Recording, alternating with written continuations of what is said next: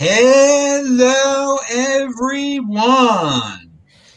This is Adam Meister, the BitcoinMeister, the Disrupt Meister. Welcome to This Week in Bitcoin. Today is December the 11th, 2020. Strong hand, long-term thinking, buying over crying. Buy and hold. This game is not rigged. Golden age of the 2020s in motion. 5-digit realm. I'm offended by selling. Compete, don't complain. Have some conviction, people. Fitting in is overrated. We got 3 unique beasts here. They're not trying to fit in. All right. Nico has returned to the show. Christian has returned to the show. And keep it simple, Bitcoin. This dude is doing some good things out there. I like his feed. I like his website. They're all linked to below. Keep it simple. This is your first appearance on the show, so welcome. We're going to start with the veteran, though, Nico. He's on his show. He's been talking about the 4 congressmen who sent letters to Steve Mnuchin about the potential ban on Bitcoin self-custody. We're getting into some KYC regulatory craziness this week, to say the least, and the government is who knows what might happen. So Nico, tell us the story. What is going on here? Awesome. First, I want to say, Adam, thank you so much for inviting me back on your amazing show. I'm a big fan. And guys, this is absolutely terrifying, and I hate to say that, and it sounds very hyperbolic, but basically 4 congressmen, and I'm going to name them because these congressmen are fighting for individual sovereignty of your financial future. Their names are Warren Davidson, Tom Emmer, Ted Budd, and Scott Perry. Basically, and they're all members of Congress, and they basically sent a letter to Steve Mnuchin based on these rumors that were flying around. And the rumors are very simple. There's two different rumors. The first rumor that's floating around is that the Steve Mnuchin Treasury Department administration wants to pass a full ban on self-hosted wallets, right? That means that it would be completely illegal for you to hold your own private keys. The second rumor that's also being floated around basically is that exchanges will now force their clients to confirm that they control the addresses that they send their Bitcoin to from exchanges, right? This has already happened in the Netherlands. This law has already passed in the Netherlands. So it's not too abstract or too crazy an idea, that's floating around. So I absolutely buy that could definitely be a possibility in the United States. Now, the first rumor is the one that scares the crap out of me. And this is where I have to call everyone to action, every Bitcoiner to action. You have to stand up. You have to fight this, right? And I'm going to read a quote from Thomas Jefferson real quick that Marty Bent included in his amazing article. And the quote goes, "When tyranny becomes law, rebellion becomes duty." And that's my thoughts on this, man. This law is going to change everything, right? And it's not going to allow the best functionality of Bitcoin, the best invention that has the potential to liberate mankind. And that is very simple. If they take away people's power to self-sovereignty, it completely defeats the purpose of Bitcoin. And as Bitcoiners, we have a duty to fight that tooth and nail to the bitter end. Yeah. Now, those are my thoughts on that. Both these rumors would stifle innovation, to say the least. But I want to go back to the rumor. Okay, we got to recognize one very important thing here now. That it appears there's a transition between one administration to another administration. To ban self-custody at this juncture, I really think that's extreme. Now, it's a rumor. You said yourself it's a rumor. I highly doubt that is what is being proposed right now. Sorry to interrupt you, but why would 4 congressmen be so concerned that they would have to write an official letter if it was just because it's taking care of rumor number 2. It's taking care of rumor number 2 by doing that, which is good because that's the more likely of the one. I just don't want everyone to. I mean, it's good to keep an eye on things, okay? And indeed, people have spoken about that. I just don't see how, at this point, to do that. Mnuchin's going to be gone soon too. I mean, it could be reversed like that. But nonetheless, excluding rumor number one, rumor number two isn't too fun either. That's not too good. Now there are ways around it. Obviously, the United States is leading the Bitcoin world right now. And it's not going to be leading the Bitcoin world in terms of innovation if any of those are implemented there. So I won't keep it simple. You know about privacy and such, KYC. What do you think about all this? Well, this is terrible. However, Nico did a great job with presenting the facts, and it's bad. But let me kind of present a silver lining, okay? And it depends which side of the fence you fall here. The silver lining here is, as an individual who cares about privacy, who cares about Bitcoin, who stacks sats, who holds his own keys, this is an opportunity to stack sats at cheap prices until the state, the Western states, however it ends up unfolding, it may not even happen, until they see how badly they fucked up, driven innovation to other countries, had a lot of wealth expatriate, and then they reverse this stance. There is no way that this lasts, but it may for a year or two, right? But long term, not a chance. I mean, this is the future of the entire global monetary system, and everything is built on top of that. So look at the silver lining. You can keep stacking cheap sats for another year. I mean, that's phenomenal, right? This is terrible, but it's not going to stop me. It's not going to stop me from self-custodying. It's not going to stop me from finding a way to keep acquiring Bitcoin. Now, I'm an individual. I don't have a business. If I had a business, I would be shitting in my pants, especially a Wall Streetificated Bitcoin business, right? Where I make money on the spread, I make money, some kind of financialized Bitcoin product. If you're in the US, you're kind of fucked. And that's unfortunate.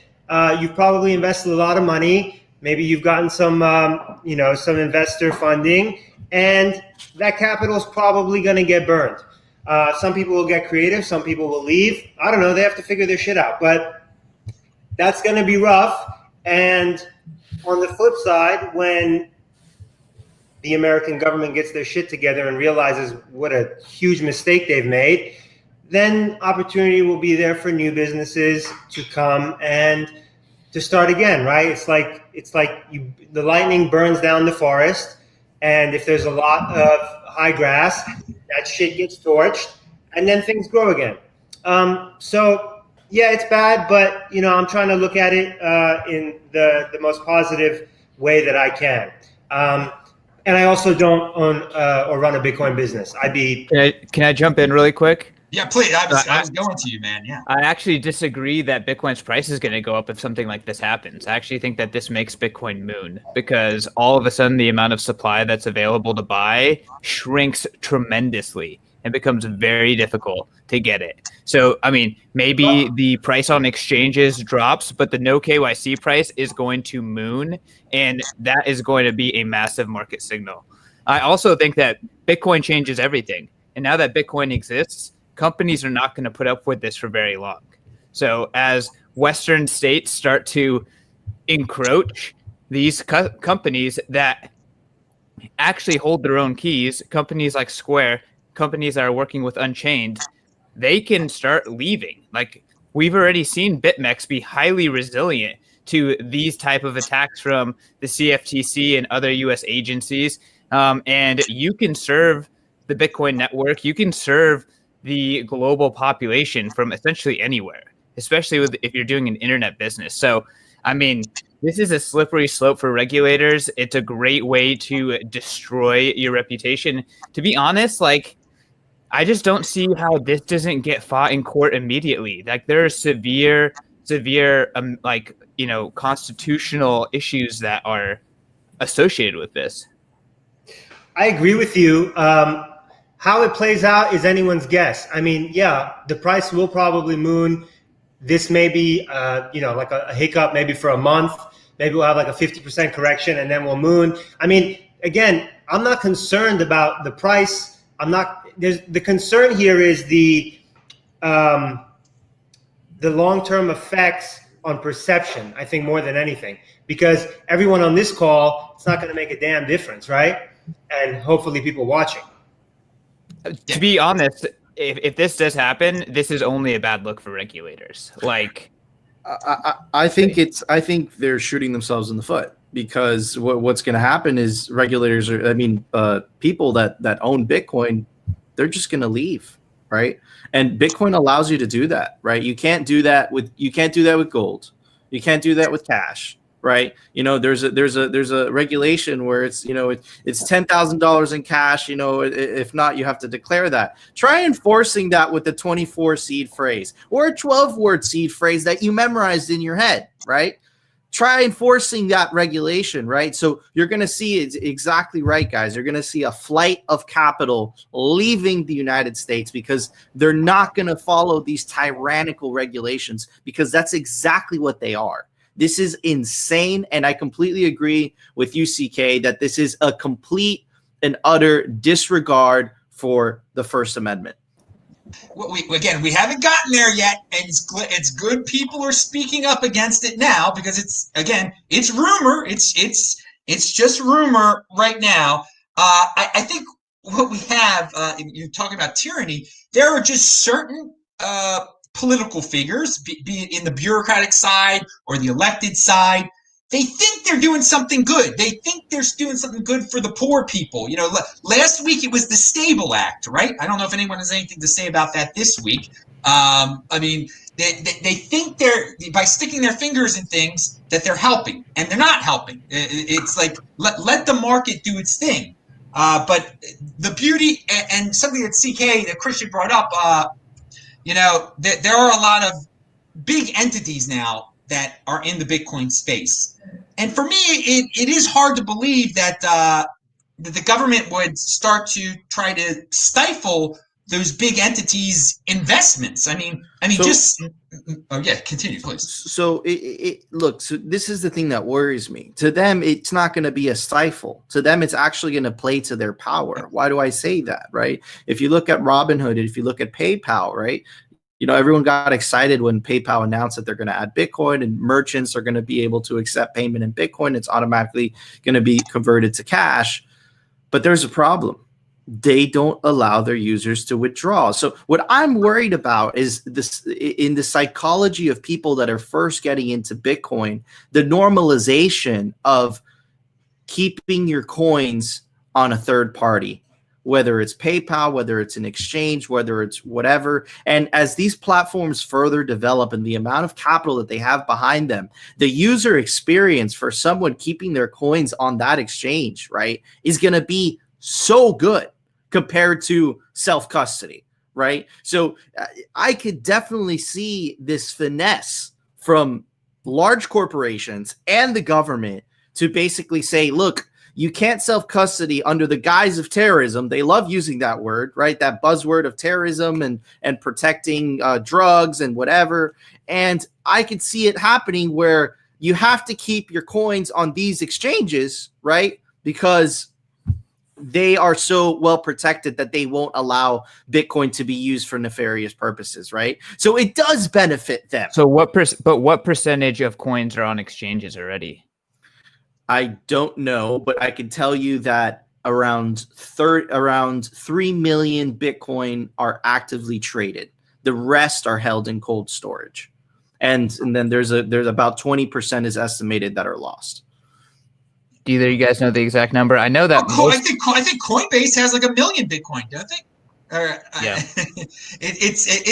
It's already, most people joining the space, they use third parties. So I want to remind everyone. These regulations are just rumors right now. But to prepare, if anyone's watching this show and you have your Bitcoin on a third party, you're making a big mistake. You're making a real big mistake. But Adam, like I look. So there's a really famous Roman saying, and it says, if you want peace, you have to be prepared for war, right? And in this decade, what's going to happen is there's going to be a giant clash between two future monetary systems, central bank digital currencies, which benefit from the architecture of centralization, and you're going to have a clash between decentralized digital currencies, which is basically only Bitcoin, to be honest with you, right? People could have different opinions on that. I believe Bitcoin is the only decentralized, this is the only sufficient decentralized one. Just look at the goddamn hash rate. It speaks for itself, right? So you're going to see a clash between them. And a lot of people are going to go the route of central bank digital currencies because when an architecture is centralized, it's highly efficient, it's very quick, it's very, it's very fast,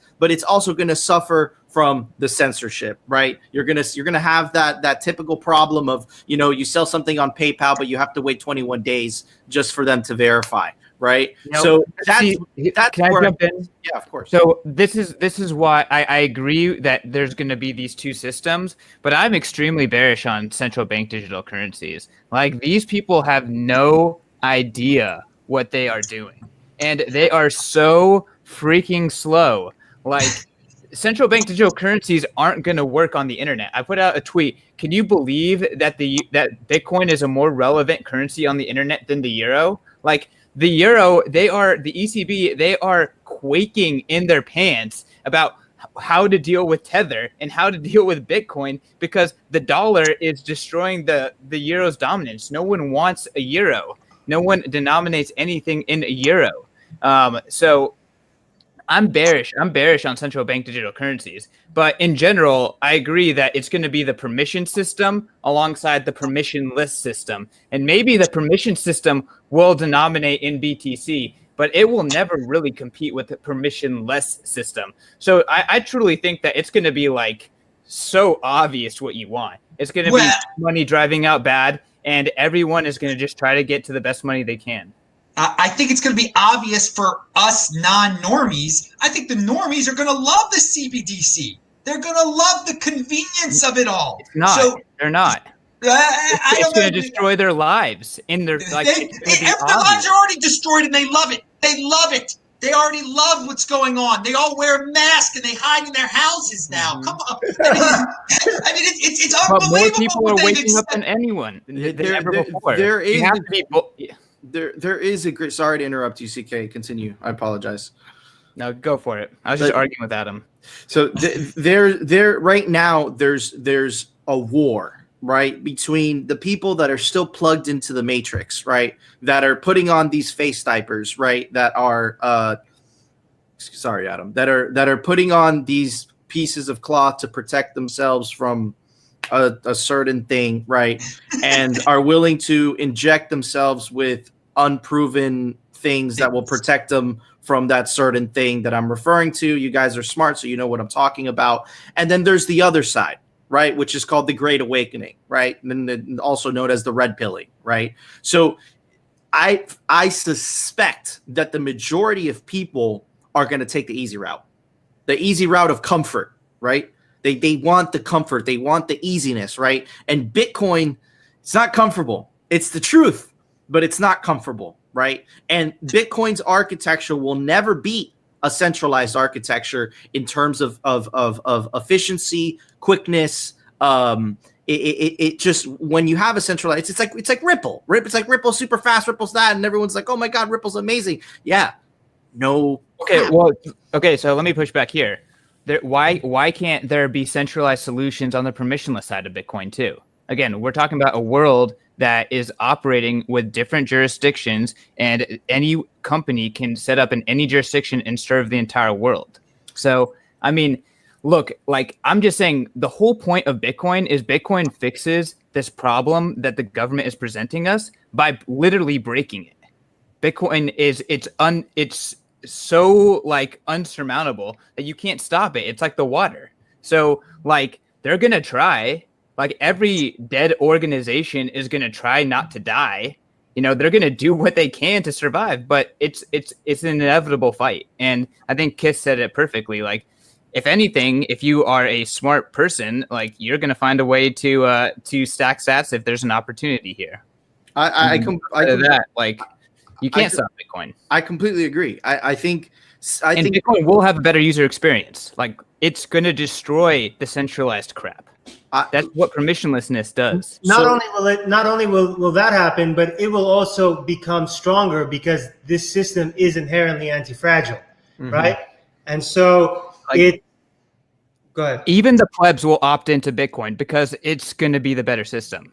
Look, Bitcoin eventually, undoubtedly, wins the war, right? But the war to come has just begun. And I'm telling you that this decade, there will be blood, there will be casualties, and the amount of the lengths that these people will go to keep that corrupt, horrible system in place.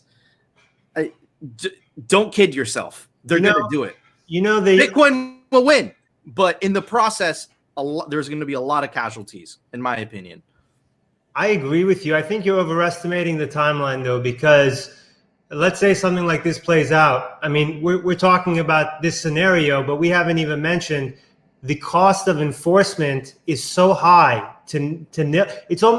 enforcing this would be very difficult, right? You enforce it on the on-ramps, off-ramps, but everything else is just silliness. I mean, it's not enforceable. And so then what happens? Then they have law enforcement go out there and enforce it, however the hell they're going to try to do that, right? That's going to only way they know how. Huh?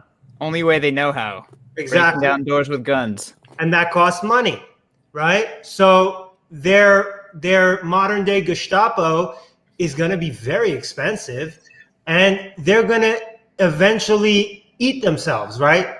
They're going to run out of money waging this war, which they're only hurting themselves.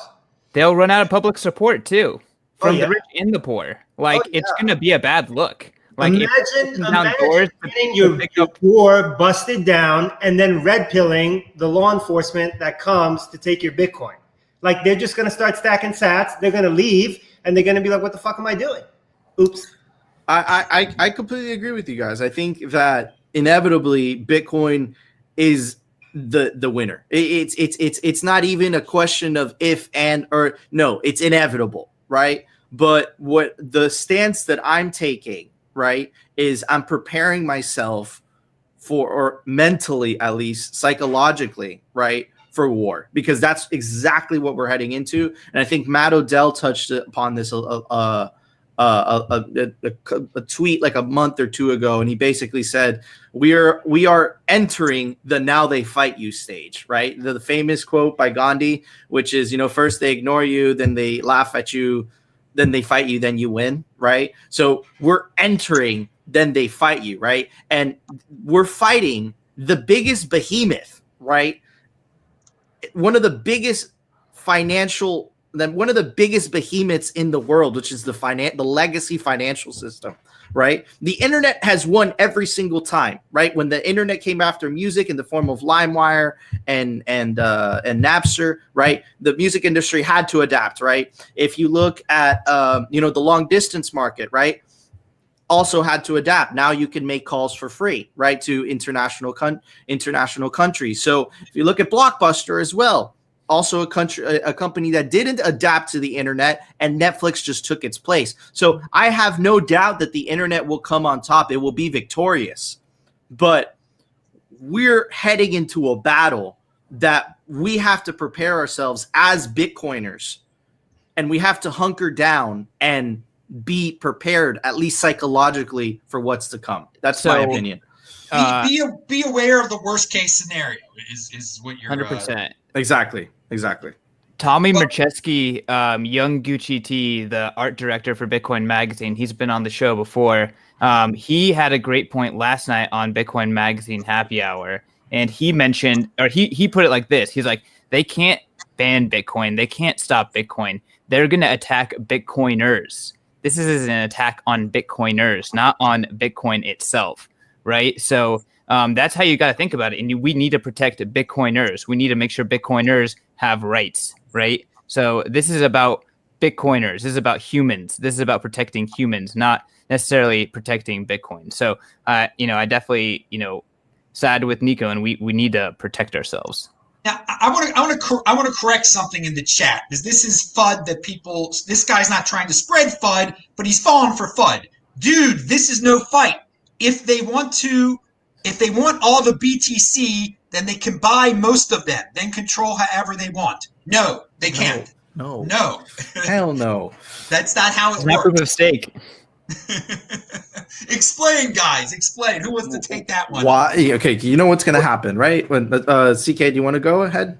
I was going to say, we should let Kiss explain it. Yeah. Kiss, let's do it. So that's essentially the U.S. government doing a speculative attack on Bitcoin, yeah? No, basically trying to buy all the supply. That was the person. They're going to print money.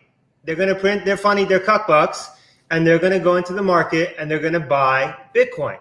And what happens when they do that? Well, they're going to drive the price up until it gets to the last Satoshi, until nobody's willing to sell. And then what happens? The price skyrockets, right? And so they are accelerating their own downfall because they cannot win this battle with their funny money. And in the process, they're making their enemy a whole lot richer, which gives them a much bigger war chest to fight them in the process, right? Because there's go ahead. Yeah, if I wear my tinfoil hat, I think all of this attack on Bitcoiners and privacy is essentially a stopgap for kleptocrats, people in the governments, to just acquire more Bitcoin, to give themselves a little bit more time so that they benefit as well, because they see the writing on the wall. That's really what I think is going on here, because I've thought about how, the market could be manipulated. I've thought about it in so many different ways. And this kind of scenario has always been my best base case, right? Like, how do people on a burning ship guarantee that they have a spot on the new ship?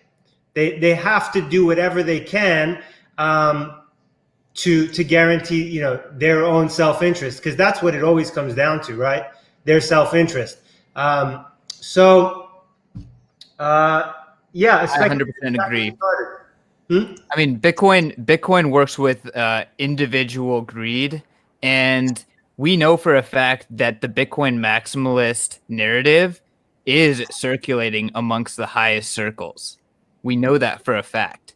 Like, every banker, every congressman, every CEO, they have heard the Bitcoin maximalist narrative at this point. So I totally think that it's possible, probably not in the US. It's probably less possible in the US, but way, way more possible in every other country, right? Every lesser country. I mean, not to say that the US is above that, but if the US is kind of like the ceiling of integrity, this is going to be happening across the board. Like, this is why I say, like, Bitcoin is inevitable. You can't stop it. Like, the incentives are aligned that way. Every time that China, quote unquote, bans Bitcoin, some of those Chinese communist authorities are buying it up on the cheap or whatever. I mean, that's definitely going on over there. Quick question. So China has banned, the fiat on-ramps to Bitcoin and stuff like that. How has that worked out for them? Because now they just have an even more unstoppable Bitcoin market, because it's all peer-to-peer, and it's a flourishing peer-to-peer, right? Like, it's all peer-to-peer, completely without exchanges, no KYC, right? So it's like they shot themselves in the foot, because before they had a list of who to go after. Now it's just people exchanging with people. And it's funny because in the non-Western countries, Bitcoin transactions are happening the volume keeps rising year after year, and it's all peer-to-peer, all of it. None of it is under a KYC exchange. None of it it's all peer-to-peer. And guess what? The boogeyman doesn't exist. There's nothing happening. There's no terrorism. There's no drug. There's very little amount of actual drug of illegal narcotics being bought with Bitcoin. The majority of it is being bought by the funny money, the last boss, which we all know is called the US dollar. All right, everyone, pound that like button. Check out all three of these guys are listed below. Let's move on to a subject that we can tie into this subject. MassMutual just bought a lot of Bitcoin. The guys over at MicroStrategy completed their note sale to buy more Bitcoin. It's there's a lot of Wall Streetification going on here, okay? And it was alluded to by one of you guys, and I've mentioned this on the show before, that the Wall Street guys probably don't really even care that much about the privacy aspect if the KYC is implemented. So I don't know who wants to take. It will.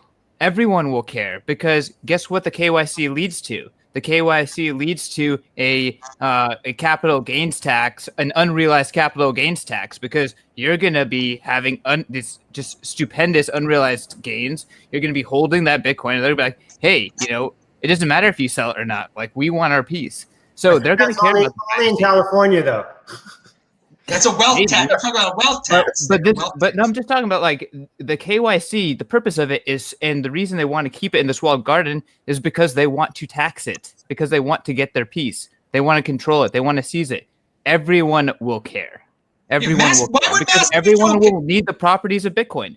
If the government does what we are saying they're going to do, the people will need the true properties of Bitcoin, and it will affect everyone.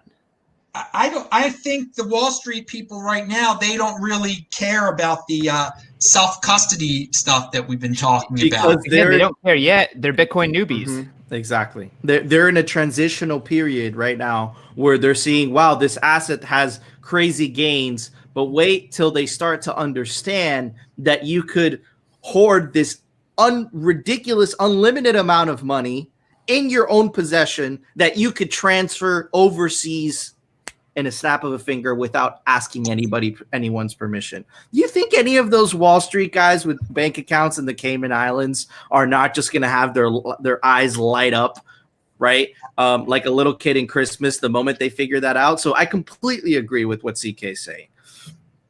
I know. I think on the corporate level, though, they're using it as a store of value, and I don't know. They have been willing to follow all sorts of regulations for many years concerning their companies. I don't think they will. They never had Bitcoin before. I don't think they'll end up speaking up against. I mean, look at the way PayPal's doing business. I mean, that's all ready for regulation right there. PayPal is becoming irrelevant.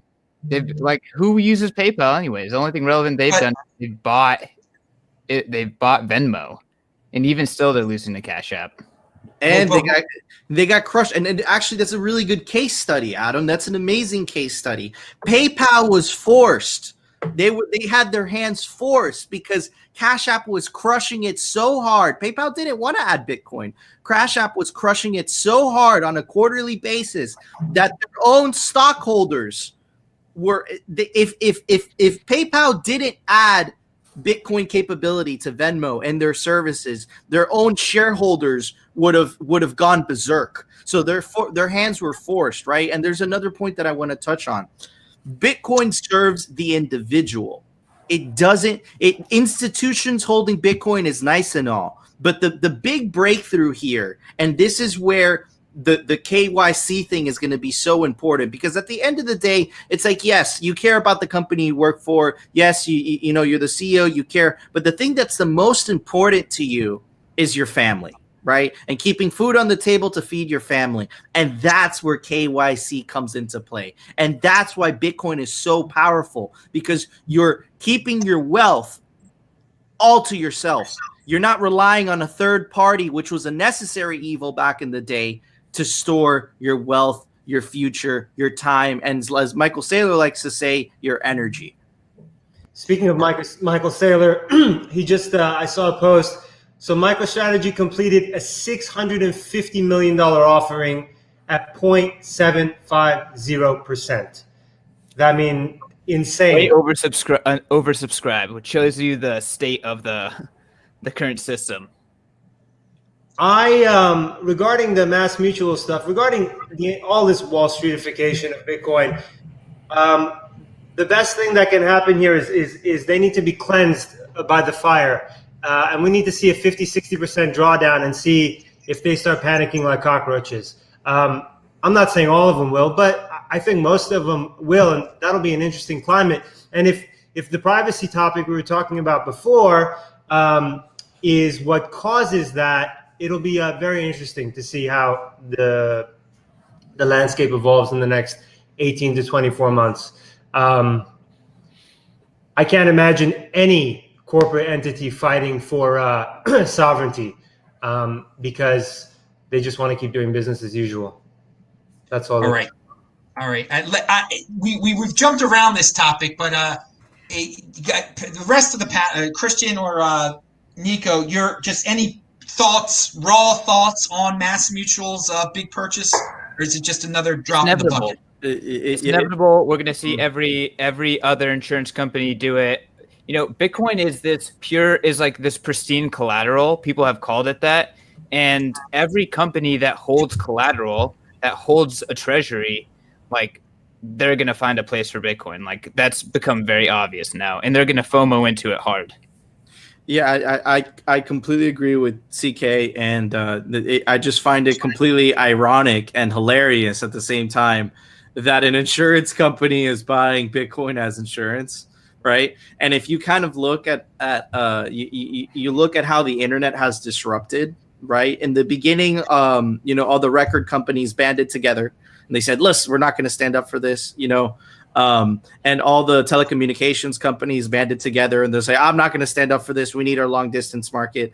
And then they started falling out of line once because they realized that they couldn't hold this line, right? So what you're going to see in the financial industry, what you're already seeing, right, is at first it's going to be a little trickle, and then it's going to be all at once, right? And that's what we're starting to experience. I suspect this epoch next year is going to be absolutely insane. It's going to blow your mind, the amount of legacy corporations and financial institutions that are just going to be going straight into Bitcoin. And what's crazy is that there's not enough to go around. So very exciting times.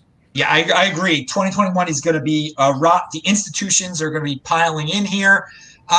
Do you guys think the normies of the world are going to get left behind here? Or that the institutions are going to buy it all up, or are going to drive it? I mean, there's going to be a lot of people with regrets, like saying, "Oh, Wells Fargo beat me out." That's my prediction. Continue. It's been retail led the whole way. Yeah, and what, like, we told you so. Like it's not our fault you wanted to stay poor, to not to be a mean person, but that's the saying, on Twitter, right? That was your conscious decision not to buy Bitcoin, right? At this point, I think it's completely irresponsible not to buy Bitcoin. And one of the things that I try to do is that anyone around me, right, like my mom, my sisters, whatever, I've all forced them, and they've looked at me like a psychopath, right, to hold some Bitcoin, right? Now they love me for it, but in the process, they hated me for it. So I think that as Bitcoiners, it's our responsibility to kind of spread this gospel so that, it's not only the institutions that are holding this, but it's actually we the people, We've been screaming for a while for retail to wake up. And retail was awake back in 2017, and then they got freaked out because there was a crash. They're not used to the cyclical pattern of crashes and spikes, etc. Retail was not awake. Retail was zombified by bleep coins. Good point. Tap that like button. Oh yeah. I think there's more Bitcoin maximalists now than there ever was before. So I'm happy, and that's just the process. Okay, now so when we're talking about 4 years ago, let's talk about 8 years ago real fast. Well, 7 years ago. We're talking about 3 years ago was 2017. Let's talk about the end of 2013 when the Mt. Gox thing went down. Mt. Gox victims fear next week's $1 billion payout unlikely. Okay, I mean, when will this thing go away? And some people say it's affecting the price still. Do you guys just ignore this noise? I mean, I try to ignore the noise, but it's been brought up to me, and it seems like there's a little bit of uncertainty in the air because of it. Any thoughts on Mt. Gox victims getting their money back, and a bunch of Bitcoin being dumped because of the Mt. Gox trustee. Any thoughts on that? Anyway. Not your keys, not your Bitcoin. And Mt. Gox was before my time. I was class of 2016. Okay, so it does. Yeah, it's something that you don't think about. I mean, I try not to think about it, but it seems people are. I mean, maybe it's just a tool of FUD of the day that people keep bringing this thing up. And I do understand, the people who lost their money. Of course, they care about it, but it seems like people are trying to trade on it and speculate on it. And it's just like if all of a sudden a bunch of Mt. Gox people get their Mt. Gox coins back. Or Mt. Gox trustee dumps a lot of. I mean, I thought he already dumped it all. I don't know. It's not going to make that big of a difference on the freaking market. I mean, I just. Do we know how many Bitcoins is in that guy's conservatorship or whatever that? I don't think it's very clear anymore because there's a lot of rumor and speculation out there. But to me, it's like whatever it was, even if it's still as much as it was at its maximum point. I mean, we have dudes like MicroStrategy buying more than that. I mean, it's like, why care? Sure, big players are going to dump, big players are going to buy. Who cares? I remember in so MicroStrategy, like I totally think that there's clearly a market for the Bitcoins if they dump them. So that Bitcoin's going to get eaten up real quick. But it was interesting. I think it was like 2018 when we were hitting like 3K for the first time. The trustee was dumping, and like of course like. He was holding coins from way before, so he was still making a huge gain on those coins and locking in those profits. But the trustee was dumping at the bottom, and we know that for a fact. So maybe the trustee is holding on to cash. I feel like this is going to be just an ongoing saga. I feel like the market has already priced in the chance of this of these coins hitting, just because there is a liquid market on like the claims, and. Yeah, I don't know. It just sucks to be holding a claim and waiting on your Mt. Gox coins. You should probably discount it to zero and just move on with your life. Yeah, and I'll kind of add to that, and I'll give a different perspective because I mine for a living, right? So when I look at the health of Bitcoin, I don't look at the price. I look at the hash rate, right? The price always follows the hash rate, but the hash rate doesn't always follow the price, right? So if the hash rate keeps going the way it's been going, regardless of people dumping on the market and this and that, the price is going to keep going up, right? It historically the price has always followed the hash rate. What I was worried about was the halving, right? Because the halving is the test of that theory, right? Bitcoin's passed it with flying colors every single time. If the hash rate goes to an all-time high after a halving, you could know with almost 100% certainty that the price is going to make a new all-time high, right? Regardless of who's dumping and all that stuff and whatever. But from a miner's perspective, I just look at the hash rate. The price is irrelevant to me, to be honest. All right, let's move on to some news from earlier this week that people have forgotten, but I just wanted to dredge it back up. Jack Dorsey Square commits $10 million to green energy for Bitcoin mining. I personally thought he was just virtue signaling. He's got a lot of money to throw around. I don't know if it's going to make that big of a difference. I thought maybe he feels guilty about being involved in something that people try to say is bad for the environment, so he's trying to say, look, it's good for the environment. Or I'm trying to make it good for the I gotta take care. Okay, please take it. So, I mean, first and foremost, any intelligent study of Bitcoin mining shows that it is very, very green and uses wasted energy as it is.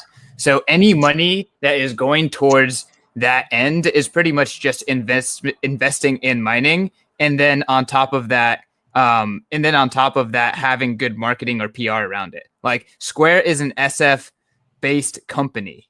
There are people that live in San Francisco that went to school like throughout the Ivy League and throughout the California elite schools that all work there. They all have a very specific disposition. I'm not surprised that this is how they're framing it. I'm not this is also aligned with kind of Jack's Jack's character, reputation, his aura as it is anyways.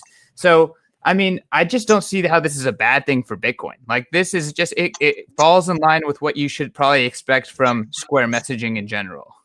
Yeah, it's marketing. Yeah, I agree with what you said, Chris. Sorry, continue. it's completely a PR stunt, right? And CK is exactly right. Bitcoin. Square's investing in mining. That's the real title. Exactly. Like Bitcoin mining relies on isolated energy, right? That's the only way that you could mine and actually make a profit, right? What do I mean by isolated energy? It's usually an energy source that's so far away from the grid that no one else is using it, which is why it's so cheap, right? And those energy sources tend to be, either natural gas, hydro, right? But that energy is going to waste, man. That's why it's so cheap. Like, no one's going to use that energy anyways, right? So this idea that Bitcoin's using energy that's like going to cities, that's exactly the opposite type of energy that Bitcoin is using. You don't want to be plugged yourself into the grid, right? Because that's energy that's in demand. You want to go into the middle of nowhere where there's a hydroelectric plant that's way over capacity, that's not being used, and you're going to use that energy because the plant manager is going to say, hey, I need to make some money. Why not? And that's exactly what's happening in China, right? So it's totally a PR stunt. It's BS. All right, keep it simple. Do you have any thoughts on that? Is Keep It Simple in the house still? He's muted. Oh. Sorry, yeah. No, they said it way better than I could. I got nothing to add. All right, let's move on to another topic that has come up over the last few weeks. Early in the show, we are talking about the dollar suffering because of Bitcoin and people acting to defend it in the government. But there are many people saying that gold is going to suffer because of Bitcoin, and the suffering has already started. Some people are dumping gold for Bitcoin. I mean, there's a big campaign out there, dump gold. I'm not a fan of gold. I don't see why anyone would stick with gold. What do you guys think about gold? Is gold about to suffer? It's fudging useless. And I hope you guys could understand what I mean by fudging, because gold is useless. It's just it's a heavy metal bar, and that it's used in some electronics. That's what it's useful for. But as a store of value, Bitcoin crushes it in every single way. Why would you hold gold? Why would and not only that, like think about it just from a logical perspective, right? Let's say, okay, I'm going to store my net worth in gold, right? Okay. What are you going to do? You're going to put these heavy bars under your bed. Now go try to sell that. You're going to put it in a truck, drive it to a store, then try to convert that gold. With Bitcoin, you could sell $100 million worth of Bitcoin at a click of a button, right? So gold was necessary. Gold is no longer necessary, right? So that's my opinion on it. Pound that like button. I like that. Christian, or Keep It Simple, any thoughts? I'll go, but I'll let Kiss go first. Yeah, I'm not a big fan of gold. You all you need to do is try to verify gold that you buy. You do that, and you'll become a Bitcoiner in 5 minutes flat. It doesn't make sense. I'm gonna get something and be back. Yeah, I'm trying to find actually a quote because I wanted this to make my point regarding the dollar, regarding macro, and so. The last couple of weeks, I mean, everything I'm seeing is, people are fleeing gold, gold's going down, people are selling gold to buy Bitcoin. And it just, here it is. So this is a macro guy, okay? I'm going to read this tweet because it's so bizarre to me how people cannot move forward with the times. This guy's name is Fred Hickey. He's some big macro guy. And he says, gold has attributes making it superior to Bitcoin. There's an innate human attraction to gold, an allure that has caused humans of almost all cultures the world over for thousands of years to desire it for its beauty, its equation with power, and more. So basically, this guy is saying that because we're dumb monkeys and we like shiny things, that gold will never be surpassed by something like Bitcoin. And this guy is a macro investor and has a newsletter, and it's just I've never seen a single argument against Bitcoin by any of these guys that makes sense. I mean, I understand bias. Peter Schiff is the king of bias, right? But I know that dude is hodling some Bitcoin because he's not stupid. He's disingenuous, but he's not stupid. And he definitely uses Bitcoin Twitter like to his advantage. I mean, that dude gets 100%. Yeah. I want to show you guys something. This is what 2 ounces of gold looks like. It's tiny. So gold is a very good store of value. Like gold is a very good mechanism of transferring large amounts of value. There's about 2 grand, but you can see it's in this plastic. Oh shit! You see it's in this plastic stuff. See, I broke that. You know what that means? I have to take this and get it smelted if I want to sell it, because now it's no longer verified because it broke out of that. So this guy's not broken, but it has to be inside of this packaging. Otherwise, it's not verifiable. That just shows you how much worse it is than Bitcoin. No, you could verify it. So much. Slice it in half. You slice it in half, it's verified. That's a true way, and this requires trust. I have to trust Scottsdale Mint, right? So I have to trust their node. Let me ask you something. If you had to leave the country for whatever reason, right? Like back in 1939 when the atrocities happened in Germany, right? And you had to leave because your race, your religion was being persecuted, right? How could you take that with you? How could you take your entire wealth with you? No, I'm telling you, Bitcoin is better. I'm just saying that like gold is dense. Like gold is like you could transfer a lot of value in a very small package with gold. Like there's like you got to give gold credit how it got to where it is. It is a network of value around the world. People are storing value in this thing. It is broken. Bitcoin's going to destroy it. Bitcoin is going to destroy all things that are being used as a store of value. The fact that houses are inflated, that stocks are inflated, that art is inflated, all of those show gold's failure. Like gold's failure is everywhere, right? Yeah. And that's Bitcoin is going to leach value out of all of those things. But at the same time, you got to give gold props. Like gold is a really good freaking network of value around the world. It was. I think it served its purpose, but then it was starting to die. It's gold's death began on January 3rd in 2009. That was the beginning of the end. But wait, it probably died way before that. Yeah. I really like what Keep It Simple sharing that macro guy's tweet. He brings it back to the monkey level. I mean, haven't we evolved from monkeys? It's very interesting. But the fact that this guy's argument, his argument is, like it's shiny, so it's always going to be more valuable. And it's so lazy. It's so lazy. These people are just lazy.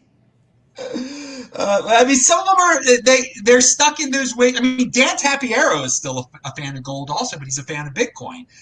So that there's some. I don't know. We're a little bit younger than all those guys, so we're not as connected to the gold, and that's the way of the world. We're getting younger and younger people in here that are going to want nothing to do with gold. And I think it's okay to respect gold and understand that Bitcoin is going to take all of its value.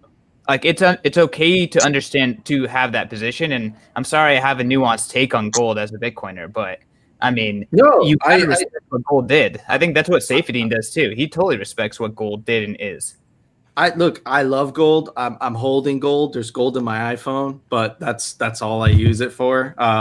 Other than that, but I'm just busting your balls. But yeah, man, I agree. I think that it was definitely necessary. It served its purpose for thousands of years, right? So yeah, props to gold. But I think it's exactly what you said, CK. I think that there's a new king in town, and that eventually people are going to just be attracted to harder and sounder money. Bitcoin is living gold's dream. All right. Now we're at the end of the show here, where everybody can talk about what they're doing, any subjects that got left off, any subjects that we were talking about that they felt they had more to say, talk about. Let's start with the new guy. Keep it simple. First of all, let's share your site here. Where I have it all written down here. KeepItSimpleBitcoin.com. He makes simple tutorials to encourage Bitcoin privacy and security. So what's up? Keep it simple. Yeah, you gotta learn how to respect the beast that is Bitcoin, right? were just respecting gold, and I'm teaching people to respect Bitcoin. It's very important, and we just talked for 30 minutes at the beginning of this show about why it's so important, because it all comes down to understanding how to protect the most valuable thing on this planet, the scarcest thing on planet Earth, which we've all devoted a lot of our time and energy to. So I think it's important to help people to hold their hand, through it. I'm in the process of finishing up a join market tutorial. That's exciting because I think there's really not that much out there to help make that simple for people. It's really an amazing piece of software. And again, in light of Munchin Butt's potential, negative view, attack on Bitcoin, privacy is more important than ever. So mixing your coins and maintaining your privacy, respecting yourself is super important. All right. Well, you've been a great, your rookie appearance has been awesome. You will return. Thank you very much. Everyone check him out. He's linked to below. He's doing good stuff. Now we'll go to Nico. What are you up to? Any subjects you wanted to bring up that got left off? The floor is yours. Awesome. Thanks, Adam. Well, first of all, thank you so much for inviting me back on your show. This is an awesome show. I love it. And before I talk about what I'm working on, guys, take your coins off an exchange and learn how to run your own node, right? Keep it simple, has amazing tutorials. Go check out his channel, man. Learn how to be sovereign, right? And what I've been working on lately, guys, go check out Simply Bitcoin. It's a show on YouTube. It's a 10-15 minute daily recap. We also do meme reviews. It's awesome. It's a good time. It's short and sweet, but it covers everything that you need to know about Bitcoin on that day. And of course, if you guys are interested in Bitcoin mining, go check out my website, bitvault.com. We host miners for a very, very good price. And Adam, again, thank you so much. Well, thanks for returning. Now, the big veteran, Christian's been on the show many a time. What's up with you, Christian? The floor is yours. Yeah, thanks a lot, man. And Adam, I always appreciate every time you bring me on. Best guest in the space, best catch phrases in the space. So there's no question about that. Happy Hanukkah. And want to shout out to both of these homies, both Kiss and both Kiss and Nico are absolute studs. Kiss makes some of the best tutorials. I have learned and stolen from those tutorials to make my own tutorials many times. And with Nico, simply keep it simple. Simply Bitcoin is a freaking awesome show. I have been on it before. I think I was on earlier this week. And it's just tight, man. Just watching him just like execute in 15 minutes and bust out a show really clean and, get to you all the information that you need. Of course, I'm at Bitcoin Magazine. We're doing tons and tons of stuff, streaming and putting out podcasts every single day, putting out articles about Bitcoin every single day. So you can find me there. And again, shout out to all these guys. Great show today. All right, dudes. Very good. They're all linked to below. Check out all these guys. We did it in under an hour. Remember, we do this show every freaking Friday here. I do a new show every day. Subscribe to the channel. Who knows if YouTube will give you updates. Most likely they will not. But hey, that's the way we roll here. We are a unique beast. Tomorrow's show is the Beyond Big. Well, who knows? Sunday show's Beyond. Tomorrow is the Bitcoin Noise Show. Keep on coming back. I'm Adam Meister, the BitcoinMeister, Disrupt Meister. Thank you, guests, very much. It was an awesome time. Everyone, have a strong hand. Don't worry about the FUD. Long-term thinking. Happy Hanukkah. Oh yeah, second night coming out tonight. Shabbat Shalom. See ya soon, guys. Bye-bye. Thank you, everyone. All right. Let me end the stream.